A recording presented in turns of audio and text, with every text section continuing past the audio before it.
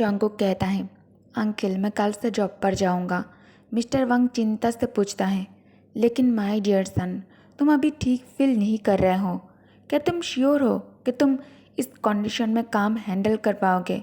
जॉन्गकुक तुरंत सिर हिलाकर कहता है, ऑफ कोर्स अंकल, मैं ठीक हो जाऊंगा। वैसे भी अगर मैं इलनेस को एक्सक्यूज़ बनाऊंगा तो शायद लोग मुझे पेशेंट ही समझ लेंगे। मिस्टर वांग थोड़ा गुस्सा और कंसर्न के साथ कहता है, तुम यहाँ आने के बाद से प्रॉपरली खाना भी नहीं खा रहे हो, और जो खाते हो उसे भी कुछ देर बाद तुम उल्टी करके बाहर निकाल देते हो। अगर वो लोग तुम्हें पेशेंट समझे तो क्या होगा?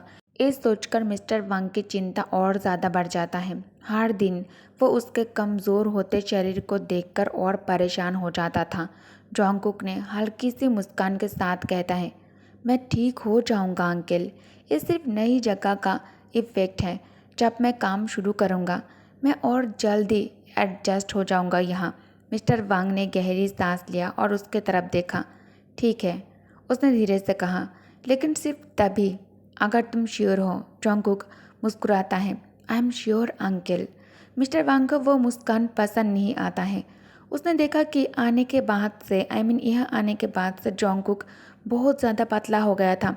हमेशा मुस्कुराता रहता है, अपने अंकल की हेल्प लेने से भी बचता है, जैसे अपने प्रॉब्लम्स छुपाना चाहता हो सबसे। मिस्टर वांग चाहता था कि जॉन्गकुक कभी अपना दुख बाहर निकाले, रोए या फिर गुस्सा करे, लेकिन वो बस मुस्कुराता रहता है। तभी जॉन्गकुक ने बात बदल दिया। ओह देखो अंकल, हम घर पहुंच गए। जॉन्गकुक जल्दी से बिल्डिंग की तरफ इशारा किया और उसका हाथ खींचने लगता है। मिस्टर वांग ने रेजिस्ट किया और मुस्कुराकर कहता है, मुझे पता है जॉन्गकुक, लेकिन आज बाहर थोड़ा गर्मी है और मुझे अचानक से आइसक्रीम खाने का बहुत ज़्यादा मन कर रहा है। चलो मेरे साथ। जॉन्गकुक थोड़ा सा कन्फ्यूज़ हो जाता है, लेकिन फिर भी अपने अंकल के पीछे जाने लगता है। दोनों एक छोटी सी कैफ़े में आ जाता है जहाँ बाहर टेबल्स लगी थी। अंकल वांग ने एक ठंडी सी बियर ऑर्डर किया अपने लिए और जॉन्गकुक के सामने एक वैनिला आइसक्रीम आ जाती है। मिस्टर वांग मुस्कुराकर कहता है, जल्दी खाओ वरना मेल्ट हो जाएगा। जॉन्गकुक आइसक्रीम वॉल को घूर कर देखता है और फिर नाराज़गी से कहता है, इतना मुश्किल तो नहीं है खाना ये। उसने एक बड़ा स्पून भरकर आइसक्रीम उठाकर अपने मुंह में डाल दिया। ये तो बहुत टेस्टी है। जॉन्गकुक अपने लिप्स को स्मॉक करते हुए कहता है। मिस्टर वांग हंसकर कहता है, तो फिर तुम्हें कुछ और मुश्किल खिलाओ क्या? जॉन्गकुक तुरंत मना कर देता है, नो, मुझे बस यही पसंद है, और फिर अपनी आइसक्रीम का मज़ा लेकर खाने लगता है। दोनों खाते खाते हंसने लगता है और बातें करने लगता है। जॉन्गकुक अपने मन में आने वाले डार्क ब्लू आइज और उनकी हीटेड टचेस की याद को दबाने की कोशिश कर रहा था। उसने ऊपर देखा तो आसमान बिल्कुल नीला था, एक साफ खुला समर स्काई। अब ज़्यादा देर नहीं, समर जल्द ही नॉर्थ के दूर शहर में भी आ जाएगा।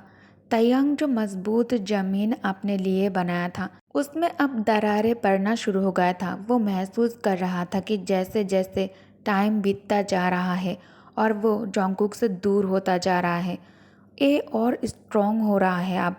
अब उसे मुश्किल से ही नींद आता था। दिन एक दूसरे में घुल गए थे। उसके दिमाग में कुछ भी सेंस नहीं बन रहा था, ना ही कुछ इम्पोर्टेंट लग रहा था। बस जॉन्गकुक को ढूंढना ही सबसे ज़रूरी हो गया था तैयांग के लिए। रोज़ तैयांग के लिए बेड से उठना मुश्किल होता जा रहा था। वो दोपहर तक ही उठ पाता था। उसकी आंखें अंदर धंसी हुई लगती थी, चेहरा बिल्कुल शार्प और खाली, और ब्लू आंखें पहले से भी ज़्यादा डाल और डार्क। वो बाथरूम की तरफ गया, मिरर में अपना रिफ्लेक्शन को देखा। उसका चेहरा बिल्कुल ब्लैंक था, आंखें रेड थी, नींद के बिना रातों का सबूत। कभी कभी तयंग अपने आप पर हंस देता था, पर उस हंसी में इमोशंस नहीं, सिर्फ नमनेस होती थी। उसने अपने चेहरे पर ठंडा पानी डाला, फोकस रहने की कोशिश किया, पर आसान नहीं हुआ। फिर तयंग शावर लेता है, लेकिन जैसे ही बाहर आया तयंग के सिर दर्द और ज़्यादा तेज़ हो जाता है। तभी 3 जोर की नॉक होता है डोर पर। My Lord, it's me. दरवाजे के पीछे से एक आवाज़ आता है, वो भी जानी पहचानी सी, बटलर हसन की। तयंग अपना रोब पहना और बाथरूम से बाहर आया। कम इन, तयंग अपने यूजुअल ठंडे टोन में कहता है। हसन अंदर आ जाता है। उसके लिप्स टाइट थे, जैसे कुछ सोच रहा हो। तयंग अपने चेयर पर बैठ जाता है, जो उसने फायर प्लेस से हटाकर विंडो के पास रखवाई थी। तयंग गार्डन की तरफ देखने लगता है, जहाँ फूल खिल रहे थे। तयंग वही रोड देख रहा था जहाँ से जॉन्गकुक गुजार कर जाता था, पर अब वो दिखाई नहीं देता था। तयंग के लिए ज़िंदगी बोरिंग और नॉर्मल हो गया था। हसन न्यूज़ सुना रहा था उसे, और साथ ही उसके लिए कॉफ़ी बना रहा था, पर वो न्यूज़ भी बहुत ज़्यादा बोरिंग थी। तयंग सुनना नहीं चाहता था। फाइनली हसन ने वो करके कहता है, I am truly sorry my Lord. अभी तक मिस्टर वांग और जॉन जोंगुक का कोई पता नहीं चला। फाइंड देम, तयंग ने बिल्कुल ठंडे टोन में कहता है, अपनी कॉफ़ी सिप करते हुए। चाहे उसके सर्वेंट बार बार फेल हो रहे थे, तयंग का दिमाग क्लियर था। वो उन्हें ढूंढ लेगा। कोई वजह नहीं थी कि वो उन्हें ना ढूंढ पाए, सिर्फ ज़्यादा एफर्ट लगानी थी। I will do my almost my lord, Hasan ने फाइनली कहा, झुकते हुए तयंग के सामने। रोज़ सर्वेंट के फेल होने की न्यूज़ आती थी कि वो उसकी बाट को नहीं ढूंढ पाए, पर हर दिन के साथ भी तयंग का दिमाग नहीं बदला, क्योंकि तयंग उसे ढूंढ ही लेगा। उसके लिए बस उन्हें और ज़्यादा मेहनत करनी होगी।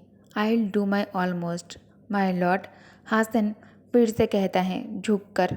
तयंग मुस्कुराते हुए बाहर रोजेस की तरफ देख रहा था, जैसे वो उनके खिलने का इंतज़ार कर रहा हो। वो बटलर के जवाब से सेटिस्फाइड था, लेकिन हसन अंदर ही अंदर और वरीड था अपने मास्टर के लिए।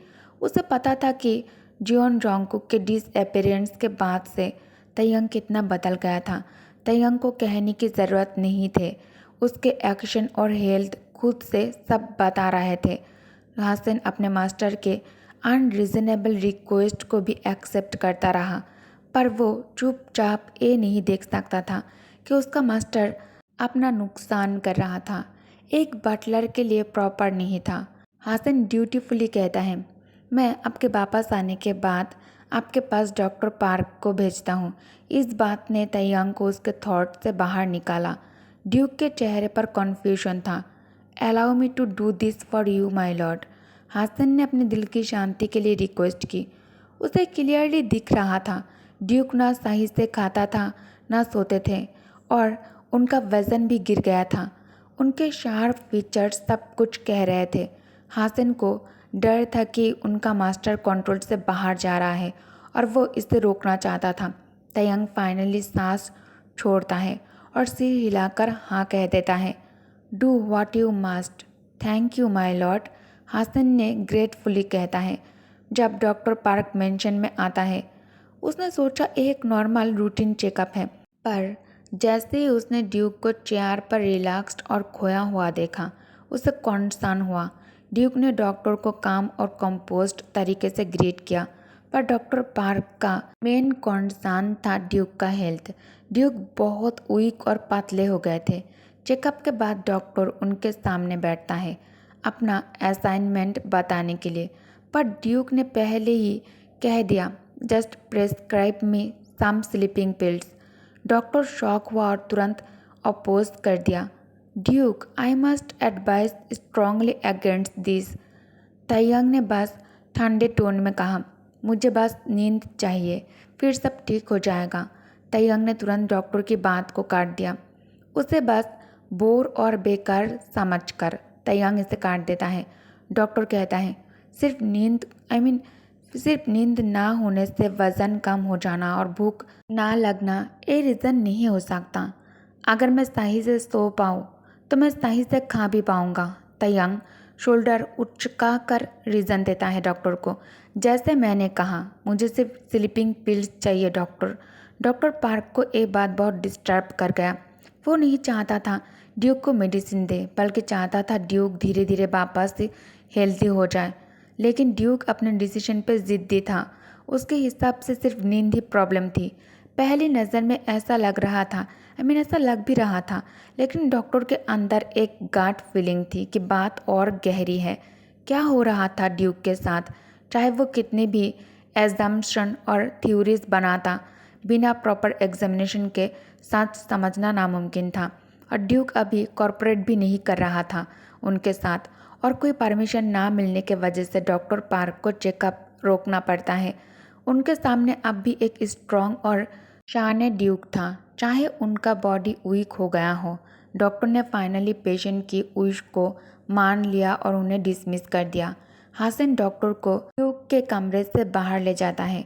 अकेला रह जाने के बाद तयंग गुस्से और थकान से बेड पर गिर जाता है। बेड उसके लिए बहुत ठंडा और नरम लग रहा था, जैसे वो पानी में डूब रहा हो, लेकिन कभी नीचे नहीं जा रहा था। आँख बंद करने के बाद भी उसके सांसें अलर्ट थी। क्या यही मरने जैसा लगता है? तयंग मन ही मन सोचता है। शुक्र है डॉक्टर की दी हुई दवा जल्दी आ गई है, तब उसकी स्लीपलेस नाइट्स ख़त्म हो जाएंगी। तब तक उसे बस आराम करना होगा। कुछ देर बाद एक तेज़ नॉक सुनाई देता है उसे, और तयंग एकदम से होश में आ जाता है। बाहर अंधेरा हो गया था। बिना वेट किए हासन रूम के अंदर आया और मेडिसिन बेड से टेबल पर रख देता है। माय लॉर्ड, मैं आज रात का आपका डिनर यही सर्व करूँगा, हासन ने तयंग को इन्फॉर्म किया। तयंग तुरंत हेड शेक करके मना कर दिया।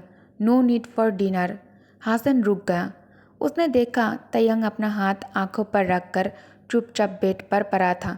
उसने लिप्स को टाइट प्रेस किया और बो करके कहा, then rest comfortably my lord. ये कहकर वो क्वाइटली रूम से निकल गया ताकि अपने मास्टर को डिस्टर्ब न करे। कुछ देर तक सिर्फ साइलेंस छाया रहा रूम में। तयंग फिर अपने माइंड को क्वेश्चन करना शुरू करता है। ये सब कब स्टार्ट हुआ और कितना झूठ था? वो एक्सेप्ट कर चुका था कि एक आदमी ने उसे धोखा दिया और पागल बना दिया। क्वेश्चन बढ़ते गए। जॉन्गकुक इतना बड़ा लायर कब से था? उसे पता था जॉन्गकुक किसी को भी अच्छे से धोखा नहीं कर सकता, और ना ही उसके साथ। तो कुछ बातें तो ज़रूर सच थी, लेकिन कौन सी? उसके फीलिंग्स जेन्युइन थी या फिर सब एक नाटक? वो स्माइल्स जो उसने दिए, वो सॉफ्ट स्किन और वो किसेस, क्या सब कुछ झूठ था? तयंग को कोई सबूत नहीं मिला कि ये सब एक फेक था। फिर भी उसके दिल में डाउट था, सच क्या था और झूठ क्या था। ओके गाइस, तो इस पार्ट को मैं यही एंड करती हूँ। Thank you for watching. Bye bye.